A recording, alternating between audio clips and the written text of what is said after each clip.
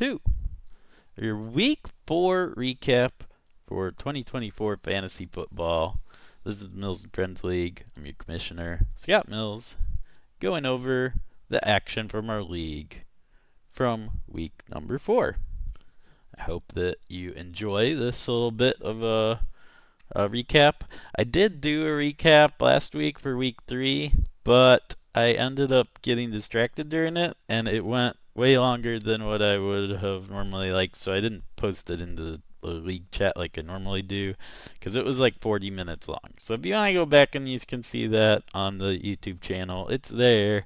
I just didn't really post it because it was way too long. I think like 20 minutes is probably good for these in terms of keeping people's interest that actually want to see these. Okay, so week number 4 was pretty crazy. We had 2 games come right down to the wire on Monday night. It's been interesting having 2 games on Monday Night Football for the last couple weeks. It's definitely made some of the fantasy matchups come down to Monday night more, having more teams in there. So this one, somehow my team won because of Kenneth Walker getting 3 touchdowns. I was down by almost 20 points going into this with Kenneth Walker and Calvin Ridley to play, and the Lamb Chub play along had Zach Charbonnet. And, well, this was a good week for Kenneth Walker to come back. Zach Charbonnet took a step back, and Kenneth Walker established himself again as the number 1 running back in Seattle. So, obviously, I was very happy about that. And I changed my team name to Walker off win. And then, yeah, beating the never-ending song Lamb. Get that guy out of here. So yeah, that was really cool to see. Really exciting games there, coming down to the last minute. Really, I just didn't have very good performances outside of Nico Collins and Kenneth Walker, and then Brian Robinson has just been really solid. He's a good, like, high floor guy, which has been really nice to have. Um, And then on the bench, like, we both had some bench issues here. Baker Mayfield off the bench probably should have started. I was actually talking to the Lamb Chubb play along team, and uh, I was like, so why didn't you start Baker Mayfield? I said thanks for not starting him after Baker Mayfield had thrown 2 touchdowns in the first quarter.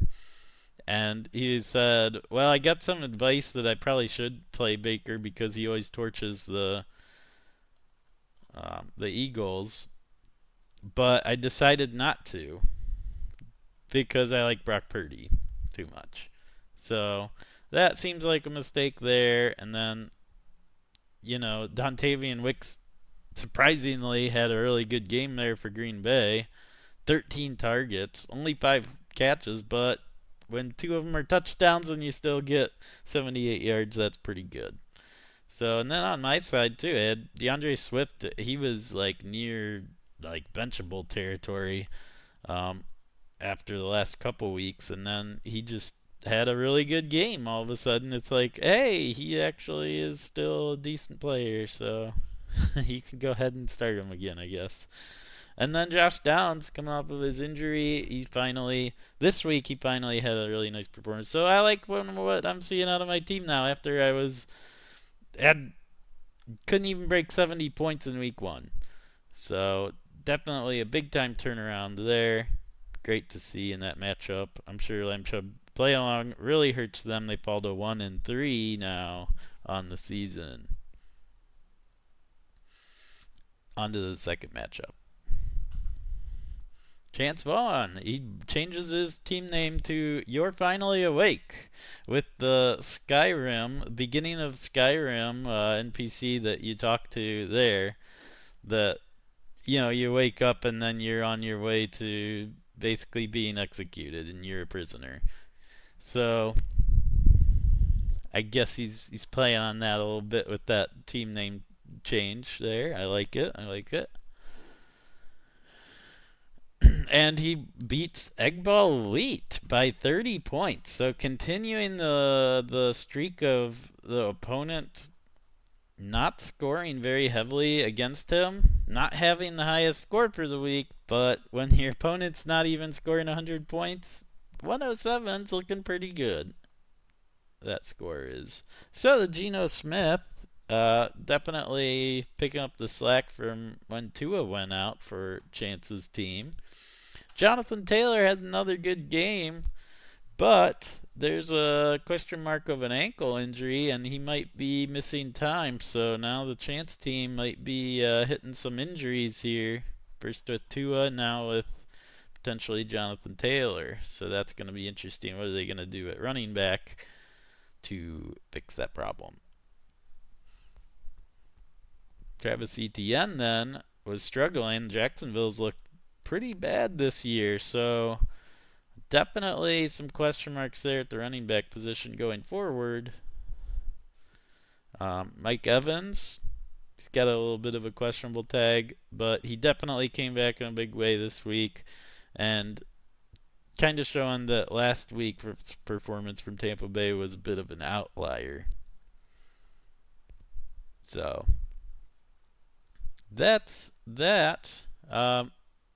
Despite the really great performance from San Francisco's defense, getting 26 points, there just wasn't enough going on for Eggball Elite's team. Josh Allen, who's normally great, he ran into the Baltimore defense this week, so it was a tough matchup there. And so it was just a rough time for Eggball Elite in this one. Kind of similar to how my week was the last week. For matchup number 3, we have Return of the King coming back with another big win over Wolves Warriors, 117 to 74. So definitely a couple teams really struggling this week with the scores. Well, let's see what happened. Lamar Jackson, the quarterback position, it looked like it was going pretty good, and then you scroll down and yeah, the running back for Kansas City. And I was kind of talking about this a couple weeks ago when Pacheco went out. I was like, when people were picking up Steele, some people were picking up Samaje Perine, and then there's Clyde Edwards-Helaire. When's he coming back? And then they signed Kareem Hunt. So which guy's really going to be the best running back there? Well, nobody's really going to come in and give you the production that Pacheco was there. And yeah, Steele really, it was even worse than what you could have imagined there. Um, Getting negative 2 points. That's not good. But you do like seeing Jamar Chase having a nice game. Marvin Harrison seems like he's got a pretty good floor there, so that's a pretty good player right there. Um, and then, yeah, getting the 0 out of the tight end. It's so weird. Tight ends have been weird this year. Guys who should be getting at least 5 points per game, and then sometimes you just are getting 0 out of them, and it's pretty crazy. So not great. Amari Cooper, something's been wrong with him. He's like leading the league in dropped passes for some reason for the Browns. That's been a big part of the Browns' woes this year. As a Browns fan, I really don't like seeing that. But then Jordan Mason for the 49ers as long as McCaffrey's out, and it kind of sounds like McCaffrey will be out for the next month. Shanahan said that McCaffrey is going to start running on hard surfaces, but there's also reports that the Achilles tendonitis is actually affecting both of his legs now, and not just the one, because he was overcompensating on the healthy leg when the bad one was injured, and now they're both not feeling good. So I don't know what to think of McCaffrey, but definitely that's big to have Jordan Mason over here. For the people who ended up getting him either off waivers or at a really good value in the redraft. So that's that matchup.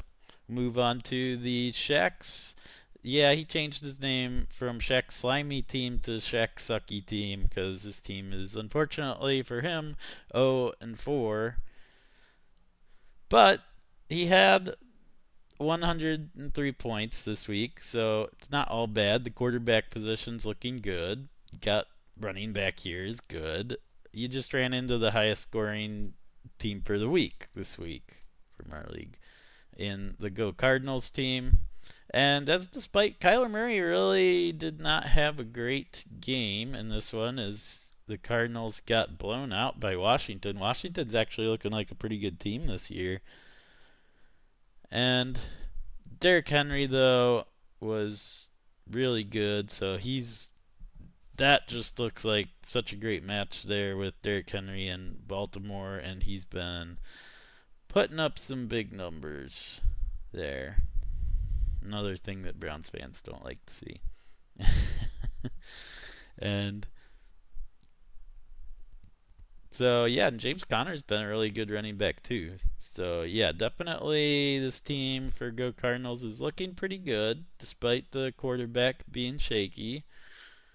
The running backs are really solid, and Amon-Ra St. Brown is really solid. That's been one of the better first-round picks, really, because yeah, I mean, CD Lamb up in the top three has been good, but you think the other guys, Christian McCaffrey hasn't played. Tyreek Hill has no quarterback, and his numbers have been terrible the last few weeks. Uh, yeah, so definitely Amon-Ra St. Brown. Not bad in hindsight there. So let's take a look at the benches. Sam Darnold on the bench over here. That could be good for Shaq's team. And then Juwan Jennings has been pretty good. Even with Debo coming back, he still ends up putting up 88 yards. He just didn't get the touchdown. But, it's good to see that he's still being productive even though their receiver in Debo Samuel is back. They've got all their targets back and he's still putting up production. Definitely a good sign there. But yeah, I mean, you don't expect Garrett Wilson to get 3 points every week. So definitely, there's still things to look up there if you're Shaq's team. And hopefully you can get some wins here pretty soon. Unless you're playing me. I don't want that. Okay. On to the next matchup. We've got the No McCaff Attack team. So you can tell, again, he had McCaffrey not playing. And then facing Team Emmy, who has been one of the strongest teams in our league this year, pulling off a nail biter of a victory there on Monday night. Both of these teams had some pretty high caliber players going on Monday night, and Team Emmy came out on top. So that was a big win for her and a tough loss for No McCaff Attack. So the quarterback's pretty even, really. 17 versus 16 there. Then at the running back position, Jahmyr Gibbs on Monday night was pretty good for Team Emmy. Definitely helped a lot for her. And then Saquon, only an average performance. He had been one of the best running backs over the first 3 weeks. This week, still not terrible, just no touchdown to get him up closer to 20 points. But considering how bad they lost, you'll still take a 12-point performance for Barkley. And then down here, Jayden Reed, definitely happy that Jordan Love is back, I would say, over here for the No McCaff Attack. Because, yeah, Jayden Reed was terrible after Jordan Love went down. He had a really good week 1. Then Jordan Love missed the last couple weeks, and now Jordan Love was back, and Jayden Reed's back to doing really well. 7 catches, 139 yards, and a touchdown. That's a huge performance there. And then the tight end just didn't do enough there on Monday Night Football. Needed a couple more yards or one of those touchdowns. Lions put up 42 points. None of those touchdowns went to Sam Laporta. If they had, we would be talking about a different victor this week. All right. And then on to our last matchup for the week. We had Team Ludina going up against the Team Mills Cards, with Team Ludina taking this matchup. 118 to 102. And CJ Stroud back to putting up a nice performance. The Texans seemed like they got back on track this week. Patrick Mahomes has been very average this year, which is not what you want to see when you drafted Patrick Mahomes as one of the top quarterbacks in the draft. Yeah, getting 14 on a weekly basis out of Mahomes isn't really what you want to see. You want to be seeing 20-point games every week out of him at least. And that's not happening. So that's part of why 0-4 here for the Mills Cards team as well. It's kind of rare to have, after 4 weeks, 2 0-4 teams.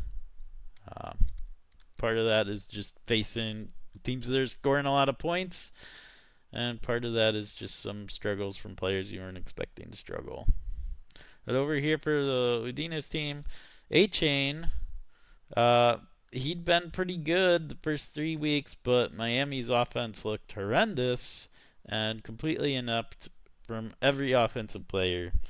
So that's rough, but we'll see if they can bounce back next week.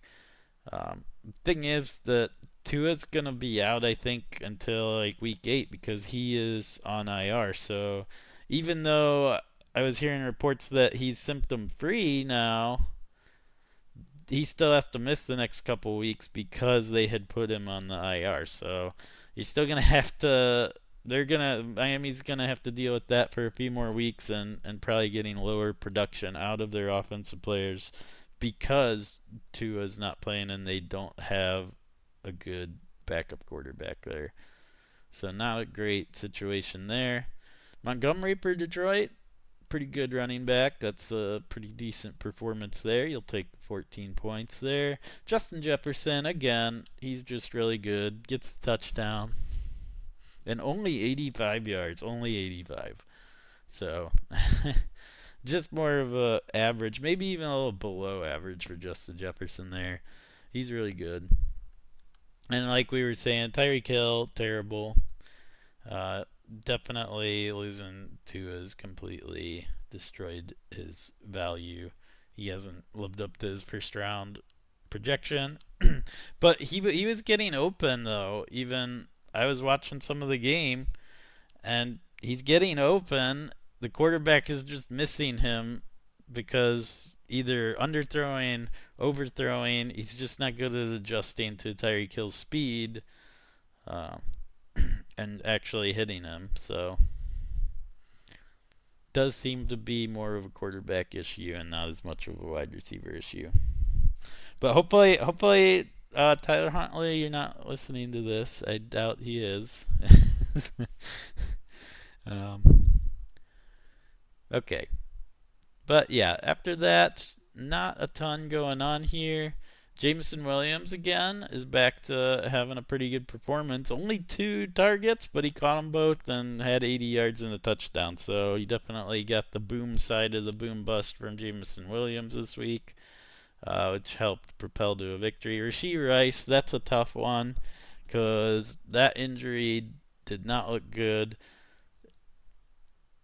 People are saying that might be a season-ending injury, but they're still doing tests. So you're hoping that maybe somehow it's just a sprain and he'll only be out like 4 games or something, and then be back for the second half of the fantasy season. But, yeah, that's not looking good for Rashee Rice. That really hurts Kansas City's offense, and it's going to hurt the Team Ludina. Made up for it with the kicker, though. 20 points out of a kicker. Anytime you see that, you're really thanking your lucky stars there. And then you had a pretty good performance out of Cleveland's defense. Getting that touchdown. They still lost the game, because the offense couldn't score any points. But all in all, leads up to the Team Udina victory. So that's it for the matchups this week. So I hope you guys enjoyed listening to that. Uh, we can take a look at the weekly report here.